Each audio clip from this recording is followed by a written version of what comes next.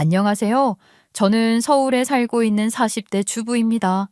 여러분들은 시어머니가 어떤 말을 할 때 가장 꼴 보기가 싫으실까요? 여자는 내조를 하기 위해 태어난 거다. 바깥 사람이 하는 일에 토 달면 안 된다. 우리 아들 무시하지 마라. 기타 등등. 요즘 시대에는 잘 나오지 않는 이야기들이 옛날에는 당연하다는 듯이 나왔었잖아요. 물론 요즘도 저런 소리를 하는 시자 붙은 인간들 때문에 이혼을 하니마니 난리도 아니지 않겠어요? 하지만 저는 조금 달랐어요. 우리 시어머니 입에서 가장 듣기 싫은 말이 다름 아닌 끙이었거든요. 자기 기분 상하거나 할 말 없을 때마다 항상 끙끙거리셨어요. 매번 저런 소리를 듣다 보니까 질리더라고요. 저도 물론 어디 가서 말빨로 지지 않는 성격이었기 때문에 시어머니 입장에서는 화가 나고 분해서 끙끙거리셨을지도 모르겠지만요. 오늘 제가 들려드릴 이야기는 남들도 다 이해할 만한 이혼 이야기입니다. 그치만 어이없는 상황이 떡하니 벌어지게 되어서 이렇게 글을 적게 되었네요. 그럼 지금부터 쭉 달려보겠습니다. 시집을 처음 왔을 때 우리 시어머니께서는 저를 엄청나게 탐색하셨어요. 약간 먹잇감을 앞에 둔 하이에나 같았달까요? 눈빛에서 딱 내가 널 완전히 잡아먹어버리겠다. 내 기를 콱 눌러주겠다 하는 것이 느껴지는데 시작부터 예사롭지 않겠다는 생각이 들더라고요. 사실 저도 한따까리 했던 사람이거든요. 소위 말하는 일진, 양아치 이런 건 아니었지만 그래도 어디 가서 기죽지 않고 할 말 다 하고 말빨로는 절대로 뒤지지 않는 사람이었다 이 말입니다. 그러니 시작부터 시어머니께서 저를 그런 눈으로 바라보고 있다는 사실을 눈치챌 수 있었죠. 처음에 인사를 드리러 왔을 때는 시어머니가 어떻게든 노총각인 아들을 결혼시키려고 저에게 가면을 쓰고 잘 해주셨기 때문에 잘 느끼지 못했었는데 결혼식 딱 올리고 신혼여행 다녀오고 나서 시어머니께 인사를 드리러 갔더니 시작부터 아주 기를 눌러버리겠다는 마음으로 말을 툭툭 내뱉으시더라고요. 아유, 우리는 뭐 별거 필요 없다. 자식 새끼들 열심히 키워놨으니까 말년에 효도 받는 거, 그거 말고는 바라는 거 없어. 그러니까 자주자주 연락하고 자주자주 얼굴 비춰라. 그거 알지? 손주 다복하게 낳는 거야말로 진정한 행복인 거. 나는 우리 아들 능력 믿어 의심치 않으니 며느리 네가 잘 받아다가 손주 순풍순풍 잘 낳아라. 어쩜 시어머니들의 레파토리는 늘 똑같을까요?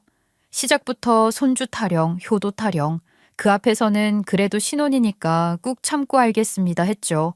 아들의 능력을 믿으니까 잘 받으라는 말은 무슨 멍멍이 뼈다귀 뜯는 소리인가요? 고지식한 사람으로 보이지는 않았었는데 말끝마다 며느리가 해야 하는 도리가 있는 법이라는 식으로 말을 하니까 예전에 대단히 시집살이를 당하셨나 보다. 그래서 며느리를 쥐어잡아서 어떻게든 본인의 한을 풀어보고 싶은가 보다 하고 생각을 하게 됐죠. 그렇게 첫 인사를 드리고 나서 저는 시어머니와 싸움을 선택하기보다는 남편과의 싸움을 선택했습니다. 남편이랑 저랑은 연애를 3년이나 하고 결혼을 했는데 사실 연애를 하는 동안 남편과 제 사이에는 문제가 하나도 없었어요. 남편이 먼저 저를 좋아하기 시작하면서 제 뒤를 졸졸 쫓아다녔고 10번 찍어서 안 넘어가는 나무 없다고 저도 결국에는 남편에게 마음을 주고 말았죠. 제가 능력이 더 좋았거든요. 그래서 남편은 저를 절대로 놓치고 싶지 않았을 겁니다. 제가 하자는 대로, 제가 시키는 대로 말이 끝나기 무섭게 실천을 하는 사람이었거든요. 제가 마음에 안 든다고 하는 게 있으면 바로바로 고치고 피드백을 받으러 오는 그런 사람이었어요. 한마디로 저에게 조금 헌신적인 사람이었다고나 할까요? 왜 그런 말이 있잖아요. 남자를 만날 때는 내가 좋아하는 사람보다는 나를 좋아해주는 사람을 만나야 대접받고 편하게 사는 거라고요. 제 남편이 딱 그랬거든요. 저희 남편은 공기업에서 근무를 하는 사람이었기에 한 달에 4번 당직 근무를 서는 사람이었습니다. 저는 증권회사에서 일을 하고 있었는데 아시다시피 이쪽에서 일을 하는 사람이 자세한 노하우나 인센티브에 대해 풀지는 못하지만 돈을 억대로 벌긴 하거든요. 저만 해도 자산관리사로 일을 하면서 많은 고객을 유치시켰고 연봉이 꽤 어마어마한 사람이었어요. 물론 실적에 따라서 조금 못 버는 달이 있긴 했지만 그래도 월급이 꽤 되니까 그만큼 잘하는 투자들을 해가면서 재산을 불려왔죠. 그래서 저는 혼자 살기 딱 좋은 빌라도 하나 가지고 있었습니다. 부모님께서는 나이가 들자 서울의 번잡함이 싫다고 경기도 외곽에 있는 조용한 마을에 집을 짓고 살고 계셨고요. 저희 시댁은 시아버지께서 대학에서 정교수는 아니지만 대학교 시간 강사 일을 하고 계셨었기 때문에 서울에서 살고 계셨어요. 아무튼 집안도 나름 괜찮고 남편도 워낙 성실한 사람이니까 마음이 맞아서 결혼을 했죠. 결혼을 하면서 둘이 같이 살 집을 구하느라 제가 살고 있었던 빌라는 정리를 했고요. 거기서 나온 돈에 남편이 모은 돈을 합쳐서 집을 구했습니다. 시작부터 저희 두 사람이 오롯이 준비를 해서 한 결혼이었기 때문에 사실 저는 시집살이를 멍청하게 당해줄 생각이 없었어요. 시어머니께서는 제가 아무래도 남편보다 능력이 괜찮으니까 혹시나 자기 귀한 아들이 저한테 구박이라도 받을까봐 걱정이셨나 봐요. 태만 봐도 알잖아요. 남편이 제가 하는 말에 일일이 반응을 하고 어디에서든지 눈치 안 보고 제 편만 들고 앉아있으니 저한테 꽉 잡혀 살겠다고 예상을 하신 모양이죠. 우리 남편 저에게 푹 빠져서 저밖에 모르는 사람이었으니까요. 아무튼 시어머니의 그런 걱정 때문인지 뭔지 시작부터 저한테 시자가 뭔지 보여주겠다 하는 모습으로 기를 누르려고 하는데 저는 오히려 그런 모습에 기가 찼습니다. 요즘 시대에 며느리랑 잘 지내야 노후가 편안하다는 사실을 왜 모르는 건지 모르겠더라고요. 아무튼 그렇게 저의 우여곡절 우당탕탕 결혼 생활이 시작이 되었죠. 그렇게 겁이 나지는 않았습니다. 든든하게 남편이 제 편을 들어줄 테니까 시어머니 속만 터져나갈 거라 생각을 했었죠. 그게 전부 제 착각이라는 사실은 몰랐고요. 시어머니께서는 결혼하고 얼마 지나지 않아서 제가 아이를 가진 뒤부터 더 강력하게 시자의 모습을 보여주었습니다. 그 이유는 딱 하나였어요. 제가 임신을 하면서 조상이가 있었고 회사에 일찍부터 무급 휴가에 육아휴직까지 다 털어가며 휴직을 신청했기 때문이었습니다. 언제는 아이를 가지라고 그렇게 잔소리를 하더니만 아이를 가지고 일찍 휴직을 내고 집에서 쉬고 있으니까 저에게 동아지고 은근히 난리를 치대요. 거기까지는 그러려니 하고 넘어갔습니다. 어차피 저도 아이를 빨리 가질 생각이었고 그동안 쌓아둔 휴가가 있었기 때문에 조금이라도 일찍 쉬고 싶은 생각이 있었으니까요. 그런데 우리 시어머니께서 이상한 비교질을 하시더라고요. 그게 무슨 소리냐고요? 정말 어이가 없어서 시어머니랑 아주 오랜 시간 앙숙으로 지내온 친구가 하나 있었더라고요. 그 친구의 이름은 박수정 여사. 박 여사님은 시어머니와 고등학교 시절부터 동창이고 한 동네에서 볼 것 못 볼 것 다 보면서 자라온 사이라고 하더라고요. 저희 결혼식에도 오셨었고 나름 축의금을 거대하게 내고 가셔서 누군지 기억하고 있는 분이셨어요. 그런데 제가 임신을 해서 임신 4개월 차부터 집에서 놀고 먹고 있으니 집에 찾아오셔서는 이상한 비교질을 하시더라고요. 아이고, 아니 너네 집은 왜 이렇게 고바위에 있냐? 아이고, 올라오다가 숨이 차서 죽겠네. 거기다가 무슨 경비가 이렇게 삼엄하고 난리야. 무슨 너네 집 한 번 방문하는데 누구냐고 3번이나 물어보더라. 아, 내가 시험인데 너네 집에 오는 게 이렇게 번거로워서야 되겠어? 어머니, 요즘은 이런 집이 대세예요. 세상이 조금 흉흉해요. 게다가 이제 아이까지 낳으면 안전에 더 신경 써야 하는데 이런 집은 말이죠. 돈이 있어도 집이 없어서 들어오기 힘들다니까요. 저희는 저렴한 가격에 전세 잘 얻은 거예요. 지금은 전세값 더 올랐어요. 에라이, 그게 뭐가 중요하다고. 내 동창 수정이 있지. 그 집 며느리는 말이다. 집 보는 눈이 엄청 탁월하게 좋은지 떡하니 싼 집 하나 매매했는데 재개발 구역으로 선정된다는 소문이 착 돌기 시작했다더라. 이럴 줄 알았으면 내가 아쉬운 소리라도 해서 그 재개발 구역에 너네 집을 하나 사라고 말을 하는 건데. 어머님, 저희 집도 충분히 좋은데 나중에 돈 많이 벌어서 더 좋은 집 사면 되죠. 굳이 재개발 지역으로 매매했다가 번거롭게 이삿도 나가야 하고 전 그냥 다 지어진 집에서 사는 게 마음 편한 것 같아요. 그리고 아직 재개발 소식 나온 것도 없잖아요. 소문만 있는 거지. 에휴, 아니 물론 뭐 이사 다니기 번거롭고 그러겠지. 그래도 돈이 되잖아, 돈이. 그리고 재개발된다는 소문이 돌기 시작하면 거의 100% 되는 거 아니냐. 시간 문제지. 아유, 수정이네 며느리는 말이야. 만사까지도 일하겠다고 말려도 출근한다고 난리라던데. 얘 너는 무급 휴가인가 받아서 오래 쉬면 나중에 자리도 뺏기고 돈도 못 버는 거 아니냐? 아유, 저 나름 자리 잘 잡아서 괜찮아요. 그리고 조상기 때문에 일찍 휴가를 낸 건데 왜 그러세요? 그 집 며느리가 능력이 좋은 게 아니라 박 여사님 아드님 능력 좋은 거 아니에요? 그런 여자랑 결혼을 했으니까요. 아이고, 그럼 뭐 우리 아들은 능력이 없다는 거야?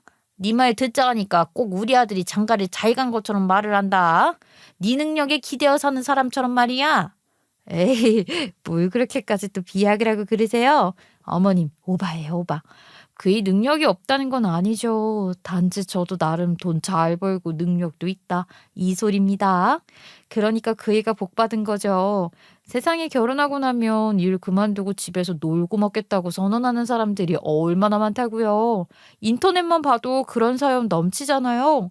저는 근데 일 그만둘 생각도 없고 아이도 가졌으니까 어머님이 원하시는 며느리상 딱 맞춘 거 아니에요? 에이그, 내가 아주 입에서 끙소리가 절로 나온다. 다른 건 모르겠는데 이상하게 시어머니한테는 그 박수정 여사에 대한 자격지심이 단단하게 있었어요. 그런데 그 자격지심을 혼자만 부리면 되지 자꾸 그 집 며느리랑 저랑 비교를 하는 겁니다. 그 집 며느리는 시어머니가 필요한 물건이 있으면 딱딱 사온다. 그 집 며느리는 눈이 밝아서 투자도 잘한다고 그러는데 제 직업이 투자로 돈 벌어다 주는 건데 누구랑 비교를 하는 건지 모르겠더라고요. 시어머니께서는 제 직업에 대한 이해도가 없으신 것 같았죠. 그런 사소한 비교는 꼬리에 꼬리를 물고 이어졌습니다. 아이를 낳고 저는 출산이라는 것을 2번 다시는 하지 않겠다고 결심을 했어요. 정말 아이가 태어났다는 기쁨이 크긴 했지만 그 고통은 2번 다시는 겪고 싶지 않은 고통이더라고요. 특히나 저는 아이 머리가 커서 자연분만을 하는데 엄청 고통스러웠어요. 출산을 하고 바로 걸어 다니는 산모들이 부러웠다니까요.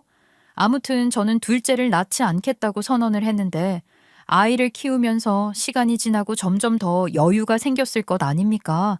애가 5살이 되었을 때부터는 해외여행도 거뜬히 다니겠더라고요. 그래서 아이를 데리고 남편이랑 세 식구가 해외여행을 가기로 했는데 시어머니께서 휴가를 어디로 가냐고 할 거 없으면 같이 강원도에 가자고 하시더라고요. 저희 이번에는 남편이랑 휴가 일정 같이 맞춰서 해외여행 가기로 했어요. 애도 이제 5살이라서 체력도 괜찮고 다른 나라에 가서 구경하는 것도 좋아할 것 같아서요. 뭐라고? 아니, 우리랑은 상의도 없이 갑자기 해외여행을 가겠다고? 저희가 휴가를 가는데 어머님 허락을 받아야 하나요? 몇 년 동안 여름에 같이 여행 가자는 소리가 없으셔서 이번에도 저희끼리 휴가를 보내면 되는 줄 알았는걸요. 그래도 한 번은 물어볼 줄 알았지. 아니, 나는 비행기라고는 제주도 여행 한번 갔다 올 때 탄 게 전부였는데. 야, 이거 팔자도 좋다. 해외여행 가면 돈 많이 들지 않냐? 아니, 수정이네 며느리가 이번에 셋째 출산했잖니. 거기도 뭐 출산하기 전에 태교여행인지 뭔지 간답시고 수정이네 부부까지 데리고 중국인지 갔다 왔다고 하던데. 아이, 너희는 뭐 그럴 생각도 없는 거야? 그거야 거기는 애가 둘이니까 시부모님이 따라가야 편하겠죠. 애를 봐줄 사람이 있어야 여행도 즐기지 않겠어요? 임산부가 해외 가서 애들 보면서 어떻게 놀겠어요. 여행이 아니라 노동하러 가는 거죠. 어머님 그거 부러워하실 일 전혀 아니신 것 같은데요. 아이고, 그래도 시부모 생각해서 같이 여행 가자고 해준 게 어디냐? 너는 내가 이렇게까지 말을 하는데 여행 같이 가자는 소리도 안 하냐? 어머님이 저희 아들 데리고 놀아주신다고 하면 생각은 해볼게요. 그런데 저도 아이 낳고 처음으로 가는 해외여행이라서 많이 돌아다니고 추억도 쌓고 싶거든요. 애가 조금 더 크면 훨씬 수월해질 테니 그때 같이 가요. 제가 아이를 봐주면 생각해보겠다고 하니 그건 또 싫으셨나 봐요. 그놈의 박 여사님 며느리랑 저랑 얼마나 비교를 해대던지 둘이 그렇게 앙숙이라면서 서로 며느리 욕을 하는 건지 자랑을 하는 건지 모를 연락은 왜 이렇게 자주 하는 건지요. 사람 심리라는 게 이상하더라고요. 분명히 박 여사님 앞에서는 꿀리기 싫어서 제 자랑을 엄청나게 하고 있을 게 뻔한데 꼭 박 여사님 며느리 자랑을 듣고 나면 저한테 비교질을 해가면서 이러쿵저러쿵 하는 게 볼썽사나웠어요. 아무튼 저는 5살 된 아들을 데리고 남편이랑 해외여행을 떠났고 해외까지 갔는데 빈손으로 오는 건 좀 아닌 것 같아서 시어머니 드릴 선물도 사왔죠. 이건 제가 일부러 엄청 비싼 유명 찻집에 가서 선물을 골라온 것이었어요. 시어머니께서 매번 밤에 잠이 안 온다. 요즘 들어 몸이 너무 힘들다 하시면서 저에게 이야기를 하셨었기 때문에 일부러 사온 거였거든요. 남편이랑 같이 찻잎을 고르면서 어머님이 딱 좋아하실 구수한 맛이라고 좋아했는데 반응은 완전히 달랐죠. 예, 너는 여행 다녀오면서 사온 게 고작 이거냐? 아니, 우리 집 사람들은 커피도 차만 안 와서 잘 안 마시는데 차는 무슨 차야? 이런 거 누가 먹는다고? 아이고, 됐다. 다시 가져가라. 다음부터는 말이야, 뭘 사오고 싶으면 물어보고 사와. 서로에게 필요한 걸 사다 주는 게 좋지 않겠냐? 우리 집 며느리 안목을 좀 보려고 했더니 이게 뭐야 이게. 이런 선물은 주고도 욕먹는 거다. 어머님 차 좋아하시잖아요. 어머님 평소에 물도 보리차 아니면 안 드시지 않으셨어요?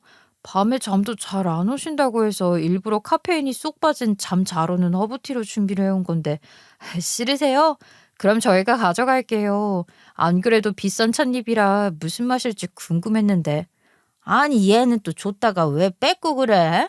아, 나는 이런 걸 말한 게 아니야. 아유, 됐다 됐어. 남들은 뭐 명품 스카프니 뭐니 그런 걸 받는다는데 어디 가서 자랑도 못하게 말이야. 자랑할 만한 선물도 하나쯤은 가지고 오는 게 미덕 아니겠냐? 왜요? 박 여사님 며느리께서는 지난번에 해외여행 가면서 명품 스카프를 사드렸대요? 아니 여행 갔다 오면 그 나라 기념품을 사와야지. 명품을 사오는 건 어디서든 할 수 있는 건데. 명품은 어디서도 살 수 있는 건데 왜 나한텐 선물 하나 안 해주냐? 아유, 그 박수정이가 글쎄 나한테 얼마나 자랑을 하던지. 호텔에서 손주들 돌보고 있으니까 지들끼리 나가서 명품 스카프를 사왔대지 뭐냐? 아이고, 나는 무슨 맛대가리도 없어 보이는 차나 선물 받고 있는데. 정말 그런 소리를 들으면 선물을 해주고 싶은 마음이 뚝 떨어지지 않겠어요? 나이를 1~2살 먹은 것도 아닌데 무슨 그런 걸로 비교질인 건지 남편이 옆에서 듣고 있더니 슬쩍 제 눈치를 한번 보더라고요. 제가 버는 돈도 있고 한데 그런 허세 한번 못 맞춰 드릴 것도 아니겠다 싶어서 명품 스카프 저도 하나 해드렸습니다. 가격이 조금 나가긴 했지만 그래도 시어머니 잔소리를 피할 수 있을 거란 생각에 그 정도 돈은 투자할 가치가 있다고 결심을 하게 되었죠. 그래서 포장까지 곱게 해서 명품 로고 딱 보이는 스카프를 선물해드렸어요. 아무래도 티나게 자랑을 하려면 그런 디자인이 좋지 않겠어요? 그런데 며칠 뒤에 시어머니께서 깔깔 웃으면서 저에게 전화를 하셨더라고요. 무슨 기분 좋은 일이 있었길래 저러시나 했더니만 저에게 배꼽을 잡으면서 이야기를 하시는 게 아니겠어요? 예, 대박이지 뭐니. 아니, 내가 스카프를 하고 친구들 모임에 나갔는데 글쎄 수정이도 똑같은 스카프를 하고 온 거야. 알고 보니까 네가 사준 명품 스카프랑 똑같은 거를 며느리가 중국 놀러 갔을 때 사왔다고 하더라. 그런데 아무리 봐도 모양이 조금 이상한 거 있지? 그래서 서로 스카프를 펼쳐놓고 비교해봤는데 은근히 다른 거야. 그래서 거기서 싸움이 났지 뭐냐. 네? 그런 걸로 싸움을 하셨다고요? 아니 똑같은 명품 스카프인데 왜 달랐을까요? 그러니까 말이다. 네 거가 가짜니 내 거가 진짜냐고 싸우다가 열받아서 백화점 매장에 가서 물어봤지 뭐야. 그래도 네가 직업 하나는 빵빵하니까 설마 나한테 가짜를 사줬겠나 싶어서 당당하게 매장에 갔더니 아이고, 글쎄 그 수정이 며느리가 사준 스카프가 그것이 가짜였던 거 있지. 알고 보니까 중국의 짝퉁 시장에서 싸구려 하나 사와놓고 이걸 진짜라고 생색을 그렇게 낸 거더라고. 아이고 배야. 아주 매장 한가운데서 이건 가짜 같은데요 하는데 수정이 고깃집에 얼굴이 어찌나 붉게 타오르던지 고구마가 따로 없더라, 고구마.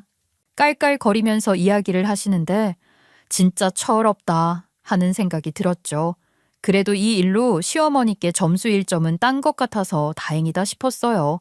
그렇게 시어머니께서는 박 여사님 며느리와 저를 비교를 하시면서도 그 집 며느리 성격이 이상하다더라 하시며 욕도 하셨죠. 저도 흘려들은 이야기인데 그 집 며느리 옷차림이 좀 야시시한가 봐요.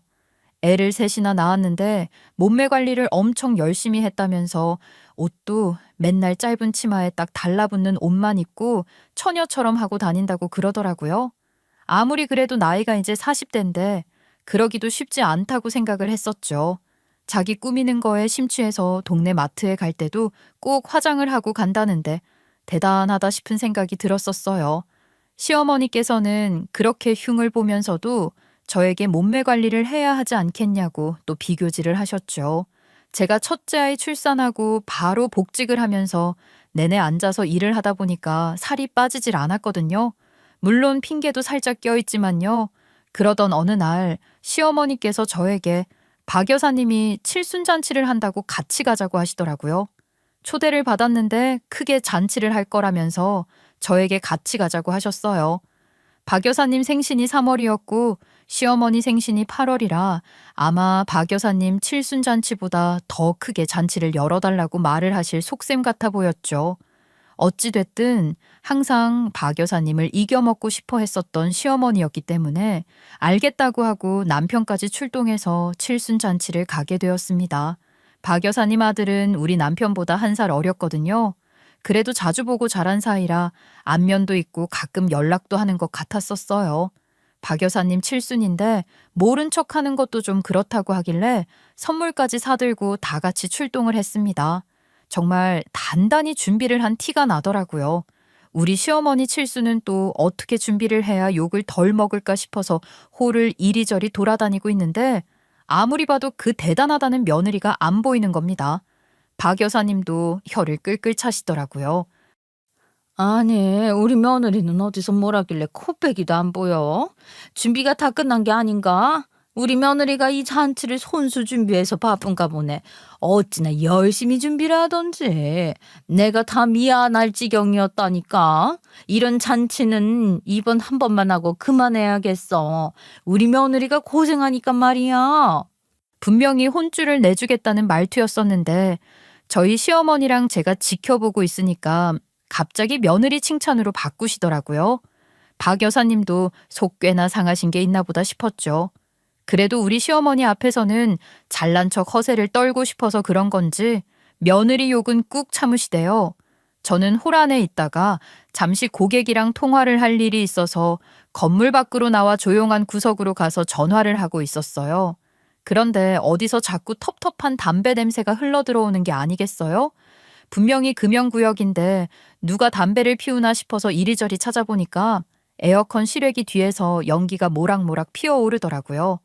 누군지 낯짝이나 보자 싶어서 갔더니만 웬 까만색 딱 달라붙는 원피스를 입은 여자가 치마를 입고도 창피한 줄 모르고 쭈그려 앉아서 담배를 피우고 있는 게 아니겠습니까? 별 꼴이다 하면서 전화를 마치고 홀에 갔는데 몇 분 뒤에 박 여사님께서 우리 며느리 왔다 하시는 겁니다.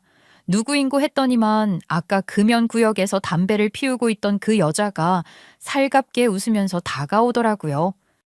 어머나, 이분이 우리 어머님이랑 제일 친하시다던 송이 여사님 맞으시죠?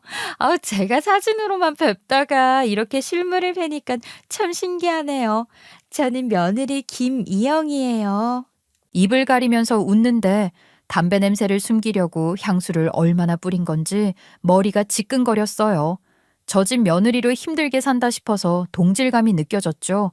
그렇게 박 여사님네 아들네 부부랑도 반갑게 인사를 하고 서로 다음에 술이나 한잔하는 시간 가지자면서 약속도 잡고 그렇게 잔치를 즐기고 헤어졌죠.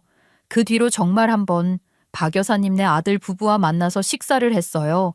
그 집은 아이가 3명이라서 정신이 없어도 너무 엽더라고요. 거기다가 그 며느리라는 여자가 애들은 안 챙기고 자기 밥만 먹는 거 있죠? 애들은 박 여사님네 아들이 다 챙기더라고요. 왠지 2번은 만나고 싶지 않은 부부였습니다. 그 집 며느리가 계속 대놓고 남편 흉을 보고 시어머니 흉을 보는데 뭔가 가까이 하고 싶지는 않은 사람이었어요.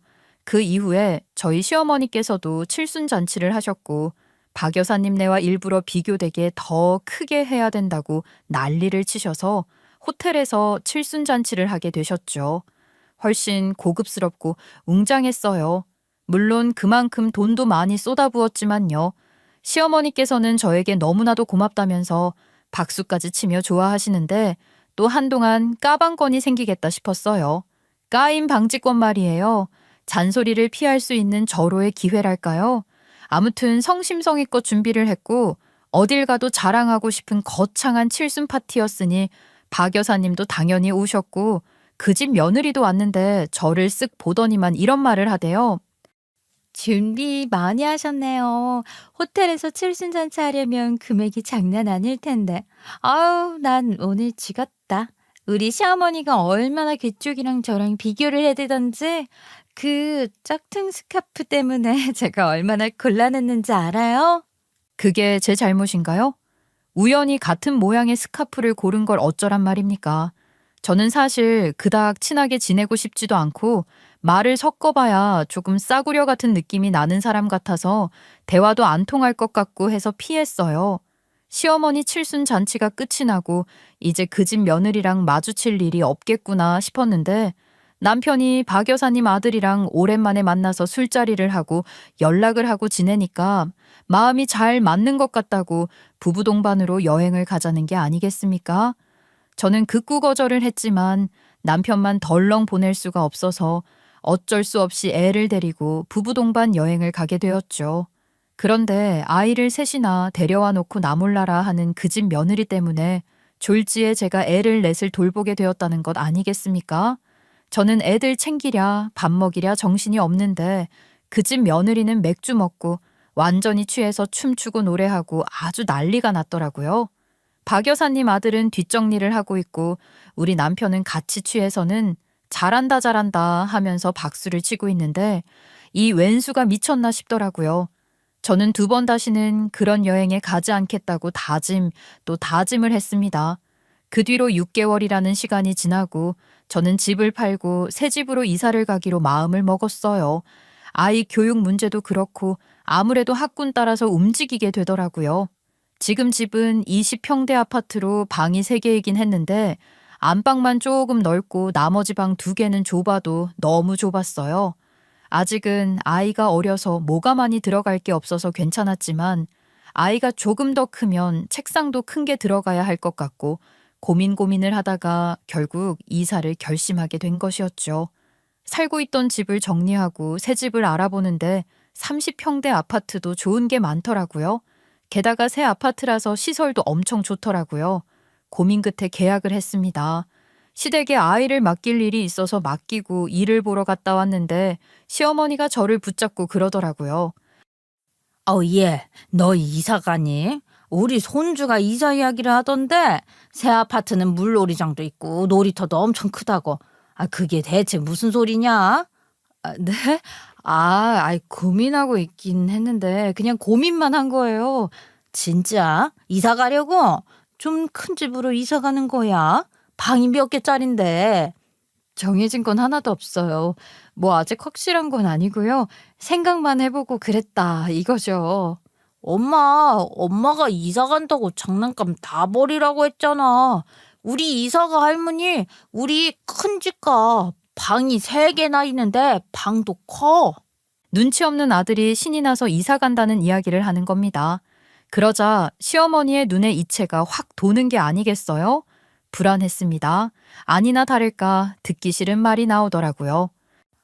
얘 잘됐다. 안 그래도 수정이가 몇 개월에 이사를 가면서 내 배아를 얼마나 뒤틀리게 하던지. 수정이가 이사 간 집보다 훨씬 좋은 아파트인가 본데 나도 같이 살자. 예? 아니요, 어머님. 저희 아직 뭐 확실한 것도 없고요. 그냥 저 집만 보러 갔다 온 거예요, 집만. 같이 살자니요. 정해진 게 하나도 없는데. 어머님, 저희 이사 안 갈 거예요. 이사를 안 가긴 뭘 안 가. 집까지 보고 왔으면 100% 아니냐. 나도 이제 자식들 다 시집장가 보내고 나니까 쓸쓸해서 어디 살겠나 싶더라. 어차피 너네 방 하나 남는 거 아니냐. 그러면서 저한테 계속 눈치를 주기 시작했죠. 제가 미쳤다고 맨날 구박이나 하는 시어머니랑 같이 살고 싶겠습니까? 저는 이사 갈 생각 없고 그냥 집만 본 거라고 둘러댔는데 우리 어린 아들이 뭘 알겠어요. 시어머니가 뒤에서 살살 꼬시면서 물어보자 다다음 주에 이사를 가기로 했다고 말을 한 겁니다. 아들도 정확하게 요일은 몰랐으니까 다다음 주라고만 말을 한 거지요. 그 사실을 몰래 알게 된 시어머니께서 제가 이사를 하기로 한 주간이 되자 매일같이 전화를 걸기 시작했습니다. 제가 이사를 가면 정신이 없을 것 같으니 당장이라도 저희 집에 찾아와서 이사를 갈 집을 알아내야겠다는 생각을 하신 것 같아요. 저는 그 계획을 눈치채고 죽어라 비밀로 했는데 변명도 한두 번이지 이사 안 간다고 말을 해봐야 이삿짐 옮기는 소리고 뭐고 다 들릴 텐데 어떻게 숨길 수 있겠습니까? 안 그래도 이삿짐을 옮기면서 티 안 나게 구석으로 가서 이사 안 가요 하고 말을 했는데 이삿짐 센터 직원이 눈치 없게 저에게 와서 이 짐은 버리고 가냐고 물어보는 겁니다. 그 소리에 시어머니께서 이사 가는 걸 알게 되신 거죠. 이사를 간다는 날이 오늘이었냐? 죽어도 아니라고 하더니 이사 가는 건 맞네. 예, 너는 참 서운하게 왜 나랑 같이 살겠다는 말 한마디를 안 하냐? 오늘이 이사하는 날이라니까 잘 됐네. 나는 짐이 별로 없으니까 용달차 하나 빌려서 움직이면 될 것 같으니까 용달차 이야기나 하나 해줘라. 그리고 그 안방은 내가 쓸 테니까 비워둬라. 네? 아니, 어머님이 안방을 왜 쓰세요? 내가 제일 연장자니까 당연히 내가 써야지. 이거 안방 비워둬라. 내 짐도 다 들어가야 하니까. 예. 그리고 그 주소 보내놔라. 내가 지금 가서 집부터 봐야겠다. 내 방 크기도 한번 봐야겠고 그 살림살이도 어떻게 집어넣어야 하나 구조 좀 봐야겠네. 주소요? 얘는 뭐를 잘못 먹었나 왜 자꾸 똑같은 말을 하게 만들어 그냥. 내가 너희랑 같이 살겠다는데 이사 갈 집 주소 보내놓으라고. 막무가내로 이야기를 하는데 지금이다 싶더라고요. 시어머니 몰래 이사를 가려고 했던 계획이 무산이 되었으니 다른 방법을 써야겠다는 생각이 들었죠. 그래서 저는 시어머니께 문자 메시지로 주소를 보내주었습니다. 그리고 1시간 뒤 아주 배꼽 빠질 일이 일어나게 되었죠. 제가 보낸 주소가 제가 이사를 갈 집이 아니라 남편의 상간녀의 집 주소를 보냈거든요. 갑자기 이게 무슨 말인가 싶으시죠? 이야기를 풀자면 6개월 전 남편과 박 여사님네 아들 부부와 여행을 갔었던 그때로 돌아가야 합니다. 한번 그 지옥 같은 여행을 다녀온 뒤로 남편 놈이고 그 집 며느리고 계속 주기적으로 모임을 가지자고 말을 하는 게 아니겠어요? 대놓고 불편한 티를 낼 수 없으니 애둘러서 저는 일이 바빠서 어떻게 될지 모르겠다고 말을 했는데 눈치 없는 남편 놈이 냅다 괜찮지 않겠냐고 한 달에 한 번 1박 2일 캠핑이라도 다녀오면 기분 전환도 되고 좋을 것 같다고 하는 겁니다. 저는 이 인간이 왜 이러나 싶었죠. 본인은 즐거울 수 있겠죠. 뒤치다꺼리 하는 거 하나 없이 주는 대로 먹고 술 먹고 놀고 하면 됐으니까요. 애들을 챙기는 건 제 몫이었고 음식 세팅을 하고 뒷정리를 하는 건 박 여사님 아들의 몫이었습니다. 그런데 지들 편하다고 한 달에 한 번씩 모임을 하자는 게 말이나 되는 소립니까? 저는 남편이랑 집에 돌아와서 다퉜어요. 당신 정말 너무한 거 아니야?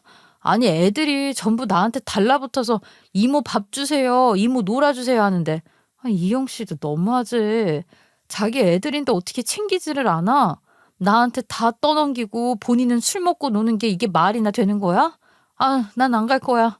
다음에 이런 모임을 하든 말든 나는 참석 안 할 거라고. 어떻게 그럼 나 혼자 가? 아니, 부부 동반으로 애들 데리고 같이 여행을 가자는 건데 나 혼자 가서 뭐해? 그 부부 사이에 껴서. 그러니까 가지 말자고. 왜 그 꼴을 당하면서 가야 하는 거야? 이영 씨가 스트레스가 엄청 많대. 박 여사님이 엄청 갈구나 봐. 우리 엄마한테는 며느리 자랑하는 척만 하고 허구한 날 잔소리에 트집에 시집살이가 장난 아닌 것 같더라고.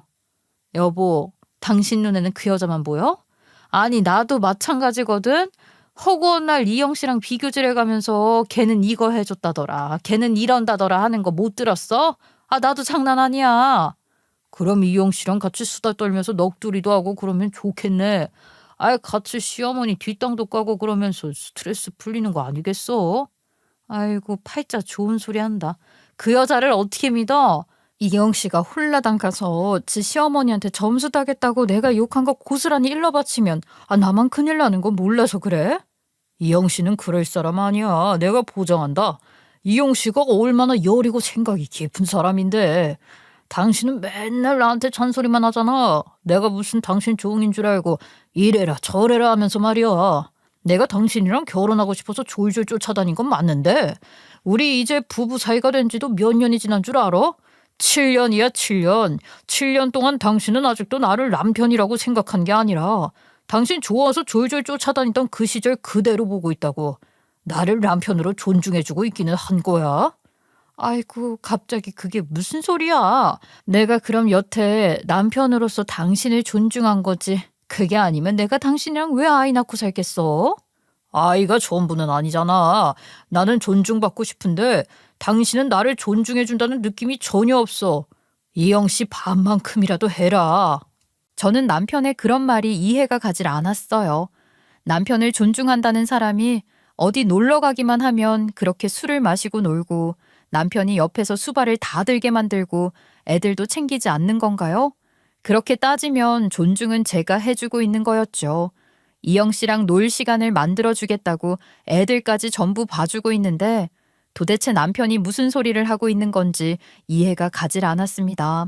그렇다고 제가 시어머니한테 이런 이야기를 일러봤자 저에게 돌아오는 소리가 좋을 리가 없잖아요. 이 인간이 뭘 잘못 먹었나 하고 있었는데 그 인간이 왜 그렇게 그 모임에 집착을 하고 이영 씨 칭찬을 하는지 알게 되었죠. 정확하게는 그 말도 안 되는 한 달에 한 번 있는 모임이 8개월째 되는 날이었습니다. 그날은 글램핑이라고 해서 캠핑은 아니고 캠핑장에 있는 작은 집 같은 데서 여행을 하기로 했었는데 실컷 애들 뒤치다꺼리하고 겨우겨우 아들이랑 같이 잠이 들었을 때였어요. 한참 자고 있다가 바람이 세게 몰아치면서 창문이 흔들리는 소리가 났고 깜짝 놀라서 일어났죠. 아들이 잘 자고 있는 걸 확인하고 다시 자려고 누웠는데 옆에 있어야 할 남편이 없는 것 아니겠어요? 화장실에 갔나 싶어서 화장실을 보는데 불빛이 새어나오지 않더라고요. 이 사람이 어딜 간 거지 싶어서 이상한 기분에 현관 앞에 가니까 신발이 없더라고요. 새벽 3시인데 밖에 나갈 일이 뭐가 있겠습니까? 그래서 저도 궁금하고 또 걱정도 되어서 신발을 신고 조심스럽게 밖으로 나갔어요. 캠핑장에는 개미 새끼 한 마리 없었고 이리저리 둘러보는데 조용하더라고요. 무슨 일이라도 생긴 건가 싶어서 주차장 쪽으로 갔더니 남편 차에 시동이 걸려 있는 게 아니겠습니까? 차에서 뭔 하는 건가 싶어서 조심스럽게 다가갔는데 차 안에 있는 사람들은 어두워서 제가 다가가는 것도 몰랐나 봅니다. 운전석에는 남편이 앉아있고 조수석에는 이영 씨가 앉아있는 게 아니겠습니까? 이영 씨에게 무슨 일이 생겨서 남편이 따라 나온 건가? 하고 생각을 해도 영 앞뒤가 맞지 않는 것 같았어요. 수상한 기분이 들던 찰나 저는 보고야 말았습니다. 남편이 조수석에 앉아있는 이영 씨를 끌어안는 모습을요. 이영 씨도 그런 남편을 거절하지 않고 같이 포옹을 하는 게 아니겠습니까? 그리고 그 다음은 기분이 너무 더러워서 생략하겠습니다. 둘이 아주 구석구석 행복한 시간을 가지고 있더라고요. 저는 정말 이 두 년놈들이 미친 거 아닌가 하는 생각이 들었습니다. 부부 동반으로 여행을 와서 둘이 바람이 난다는 게 맞는 건가요? 제가 바람 소리에 놀라서 깨지 않았다면 이 사실을 모른 채 죽어라 남의 집 애들까지 케어를 해가면서 바람을 피울 수 있는 환경을 만들어주는 거였죠. 저는 너무 어이가 없고 온몸이 부들부들 떨릴 정도로 분노를 하게 되었어요. 정말 믿어지십니까? 둘이 따로 만나서 불륜을 저지르는 것도 아니고 가족들이 다 있는데 잠자는 그 틈에 몰래 만나서 불륜을 저지르고 있다는 게 말입니다. 남편놈이 이영 씨 편을 들면서 저에게 이영 씨의 반만 따라가라고 이영 씨라고 부르는 것도 역겹네요. 그 상간녀의 반만 따라가라고 말을 했을 때도 왜 저러나 싶었는데 그년이랑 불륜을 저지르고 있었으니까 그년의 편을 들고 싶어서 그랬던 거겠죠. 제가 부부 동반 모임에 참석하지 않겠다고 하면 지도 못 따라가게 될까봐 그래서 상간녀와의 만남도 못하게 될까봐 일부러 박박 우겨가며 알리바이를 만들고 있었던 겁니다. 제가 원래 잠기가 밝은 편이 아니거든요. 그동안 몇 개월의 시간이 흘러가면서 둘이 야밤에 저짓거리를 하고 있었을지 아무도 모르는 거였죠. 저는 열이 받아서 한창 애정행각을 벌이고 있는 그 차로 다가가 차문을 확 열었습니다. 하지만 안쪽에서 잠궈둔 것인지 문이 열리지 않더라고요. 야, 이 미친 것들아. 당장 안 나와? 이 쳐 죽여도 시원치 않을 인간들이. 감히 내가 있는데 우리 애가 같이 있는데 바람을 피워? 네가 제정신이야? 정신이 아무리 나가도 그렇지. 불륜을 저지르는 주제에 이렇게 가족들이 다 모여있는 곳에서 이 지랄을 해? 제가 계속 차문을 흔들면서 나오라고 하니까 안쪽에서 엄청 당황했는지 분주하게 요란법석을 떨더라고요. 차 썬팅이 진했으면 안 보였을 텐데 어찌나 투명한지 안쪽이 잘만 보이대요. 저는 그들이 우왕좌왕하는 모습을 휴대폰 카메라로 다 녹화해 두었습니다. 한 5분쯤 흘렀을까? 차 안에만 있어봐야 해결되는 것이 없다고 생각한 건지 그 둘이 차에서 내리더라고요. 그러더니 냅다 제 앞에 무릎을 꿇는 게 아니겠습니까? 미안해 여보. 내가 미쳤었어. 이경 씨가 너무 안타깝고 불쌍해서 위로를 해주다가 그만 실수였어. 그치 이영 씨? 맞아요. 저희는 그냥 실수였어요. 당연히 믿어지지 않겠지만 오늘이 처음이었어요. 여태까지 그런 적이 없었는데 오늘 제가 남편이랑 방에 들어가서 부부싸움을 하는 바람에 맞아. 내가 잠시 담배 피러 나왔는데 이영 씨가 울고 있길래 치울까봐 차에서 이야기를 좀 하려고 갔다가 그만. 내가 미쳤었나 봐. 여보, 잘못했어. 저에게 정말 오해라면서 2번 다시는 이럴 일이 없을 거라고 빌고 또 빌더라고요. 날이 밝기도 전에 박 여사님 아들까지 깨워가며 남편과 상간녀가 벌인 짓을 말했더니만 한숨 푹푹 쉬더니 그대로 애들 깨워서 짐을 싸더라고요. 저도 똑같이 짐을 쌌습니다. 남편놈 저에게 달려와 잘못했다고 계속해서 비는데 열불이 터져서 무슨 말도 못하겠더라고요. 그렇게 새벽녘에 다들 짐을 싸서 각자 집으로 출발을 했습니다. 남편놈 저에게 울고불고 빌었어요. 내가 진짜 정신이 나갔었어. 미안해. 내가 2번 다시는 안 그럴게. 나 정말 딱 한 번만 봐주라. 평생 당신의 개가 되어서 살게. 나 우리 아들이랑 못 헤어져. 그리고 당신이랑은 더 못 헤어져. 그런 놈이 대책 없이 바람을 피웠어? 정신 나간 새끼 같으니라고. 바람 아니었어. 마음도 안 좋고 딱 한 번의 실수였어. 내가 진짜 잘못했어. 내가 당신에게 경제권부터 시작해서 모든 걸 다 넘길게. 이 집 당신 명의로 가져가. 내가 바람 피우면 또 이런 짓을 하면 그때는 그냥 나 죽여버려. 내가 절대로 안 그럴 거라고 약속할 테니까. 질질 짜면서 저에게 모든 걸 다 넘긴다고 하는데 일단 받을 건 받자는 생각이 들더라고요. 남편을 용서한 것은 아니었지만 집도 주고 경제권도 전부 넘긴다는데 제가 손해인 것은 아닌 것 같았습니다. 집 명의를 이전하고 경제권을 넘기겠다고 한 남편놈이 저에게 각서 하나를 내밀더라고요. 본인에게 이혼을 하자고 하지 않는 조건에 있어서 넘기겠다는 것이었어요. 기가 막혔지만 어찌됐든 한번 봐달라고 전부 다 넘기겠다고 한 것이었으니까 알겠다고 사인을 했습니다. 남편은 경제권을 저에게 넘겼고 진명이 또한 저에게 넘겼죠. 그리고 정말 퇴근 후 딴 곳으로 빠지지 않고 집으로 바로 달려왔습니다. 주말이면 아들이랑 같이 시간을 보내고 가족끼리 외식을 하거나 놀러가는 시간을 가졌고 야근을 하는 날이면 회사에 있다는 인증샷까지 저에게 보내주었습니다. 하지만 그 집은 달랐습니다. 이혼을 했다는 소식을 박 여사님 아들에게서 전해 듣게 되었죠. 살던 집을 정리하고 박 여사님 아들은 박 여사님과 함께 살기 위해 다른 동네에 아파트를 얻어서 이사를 갔고 상간녀인 이영 씨는 혼자 나가 살게 되었다고 하더라고요. 시어머니의 눈치를 보니 박 여사님이 시어머니께는 아들 부부가 이혼한 것을 숨긴 듯 했습니다. 아이셋 또한 박 여사님이 맡아 키우게 되었다고 하더라고요. 저는 그 이야기를 듣고 또 한번 불안해졌죠. 그리고 착실한 생활을 하는 남편의 뒤에 흥신소를 붙였습니다. 아니나 다를까 이 인간 그 상간녀가 새로 얻은 집에 왔다 갔다 하고 있었더라고요. 저를 안심시키는 척 퇴근은 칼퇴근을 했는데 남편이랑 저랑은 출근 시간이 달랐거든요. 남편이 저보다 1시간 일찍 준비해서 출근을 했는데 저도 맞벌이고 애도 있다 보니까 피곤해서 남편 출근 때 배웅을 하지 않고 보통은 자고 있거든요.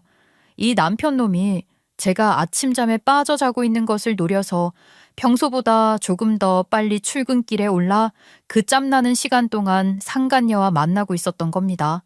상간녀가 얻은 집이 남편 회사 바로 옆이더라고요. 3, 40분 정도 늦게 퇴근하는 거야. 길이 막혀서 그런가 보다 했으니까 그 틈을 노려 짧은 시간이라도 얼굴 보고 하하호호 하고 있었던 거죠.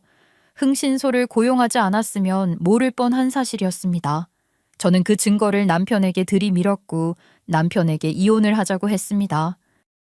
지금 내 뒷조사를 한 거야? 와, 진짜 뒤통수 맞은 기분이다. 너는 기분만 그렇지?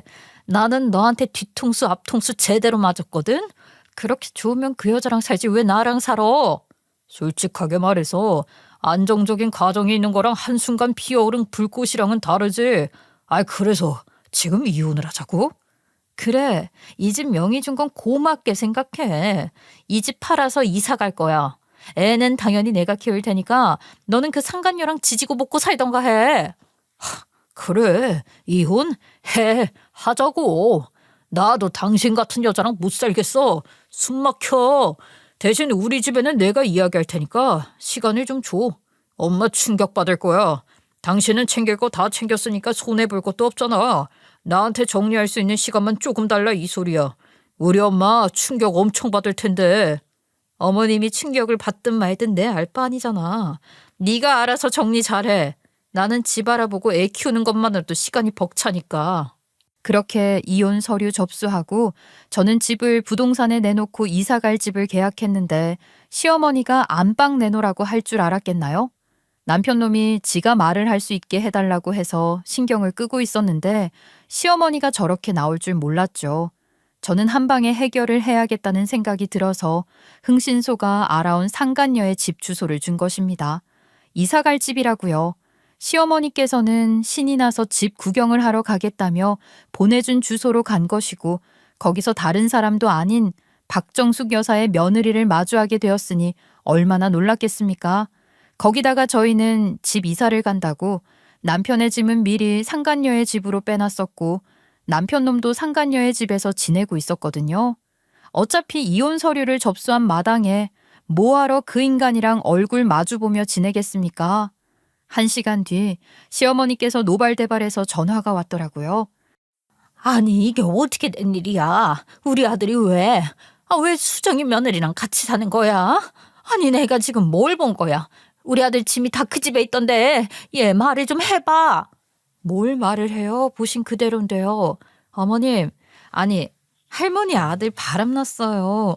다른 사람도 아니고 할머니가 끔찍하게 싫어하는 박 여사 며느리였던 여자랑요. 박 여사님이 이사간 집 자랑을 그렇게 했다고요? 그거요. 박 여사님 아들이 이혼해서 본가 들어가서 같이 사느라 이사간 거예요. 쪽팔리다고. 아니 우리 아들이 누구랑 바람이 나? 지금 수정이 며느리랑 우리 아들이랑 그렇다고? 그 짧은 치마 입고 싸구려처럼 하고 다니는 그년이랑? 예, 둘이 아주 불꽃 튀기는 천년의 사랑 한댑디다. 저랑은 이혼 처리 중이고요. 애는 제가 키우기로 했으니까 새 집이고 나발이고 혼자 살기 싫으시면 그 집에 들어가 사시면 되겠습니다. 저는 이제 그 인간이랑 남남이니까 저한테 이러지 마시고 새 며느리한테 가서 난리치세요. 아시겠어요? 예, 그게 무슨 말이냐? 무슨 소리야? 이혼이라니. 이혼은 안 된다. 그 능력도 없는 여자랑 우리 아들이랑 어떻게 살아? 예, 안 된다. 소정이 그녀는 왜 지 아들 이혼한 이야기는 쏙 빼놓고 아이고야, 절대로 안 된다. 예, 네가 내 며느리지 누가 내 며느리야?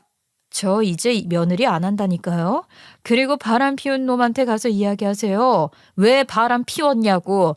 멍청한 후레자식이라고. 저한테 연락하지 마시고요. 그리고 전화를 뚝 끊어버렸죠. 시어머니의 연락처도 차단을 해버렸고 저는 새 집으로 무사히 이사를 올 수 있게 되었습니다. 그 이후 이혼은 성립이 되었죠. 재산이야 나눌 것도 없었어요. 이 인간 본인이 저지른 잘못이 뭔지 알긴 하는지 제 명의로 된 것은 전부 저에게 주겠다고 하더라고요. 물론 그것 때문에 상간녀에게도 전시모에게도 무슨 욕을 처먹었을지는 모르겠지만 저는 받을 거 다 손쉽게 챙겼으니까 신경 쓸 바가 아니긴 했죠. 저는 당당하게 상간녀 소송도 걸었고 증거야 흥신소에서 잡아준 게 있었고 남편 놈이 상간녀와 살림도 합쳤기 때문에 더 볼 것도 없이 승소했어요. 상간녀 소송 귀찮을 줄 알았는데 생각보다 증거만 명확하면 쉽더라고요. 그 인간들 뭐에 눈이 멀었는지 돈도 척척 알아서 잘 보냈고요. 이혼도 지저분하게 싸우지 않고 협의 이혼으로 진행을 했기 때문에 재판날 같이 가야 해서 어쩔 수 없이 법원에서 만났는데 아주 눈밑이 퀭한 게 꼴불견이더라고요. 재판장에서 이혼을 선고받고 나오는데 전 남편 놈이 우물쭈물 하더라고요. 왜, 뭐, 할 말 있어? 마지막이니까 한번 해봐. 그 입에서 무슨 이야기가 나올지 궁금하긴 하네. 아니야, 없어. 내가 무슨 말을 당신한테 더 하겠어. 그래, 그럼 그 상간녀랑 천년의 사랑하면서 살아. 근데 불안하지 않겠니? 그 여자가 어디 가서 또 꼬리를 절레절레 칠지 모르는데. 아무튼 난 간다. 잠깐만, 여보, 미안해. 내가 염치가 없어서 붙잡지는 못하지만 미안하다는 말 꼭 하고 싶었어. 미안해. 지랄하고 자빠졌네. 누가 네 여보야. 그 소리는 이제 상간녀한테 가서 하고 나한테는 소름 돋게 그딴 호칭 붙이지 마. 눈물까지 찔끔 흘려가며 미안하다고 하는데 그게 그렇게 찌질해 보일 수가 없더라고요. 그 이후 저는 아이랑 둘이서 즐거운 삶을 보내고 있습니다. 친정 부모님께서도 자주 찾아와 주시고 있고요. 아이도 아빠의 부재를 처음에는 힘들어 했지만 시간이 지나면서 점점 받아들이기 시작했어요. 전 남편 놈은 글쎄요. 아마 상간녀랑 전 시어머니와 셋이 살고 있지 않을까요? 아예 소식을 뚝 끊어버려서 모르겠지만 그 상간녀 아마 죽을 맛일 겁니다. 겨우겨우 지독한 시어머니에게서 벗어났더니 똑같은 시어머니를 또 만났으니까요. 아주 고소합니다. 저는 혹되고 훌훌 날아가는 중이니 앞으로도 제 인생의 날개가 돋치길 기대해보며 저희 아이와 맛있는 밥 먹으러 가보겠습니다. 감사합니다.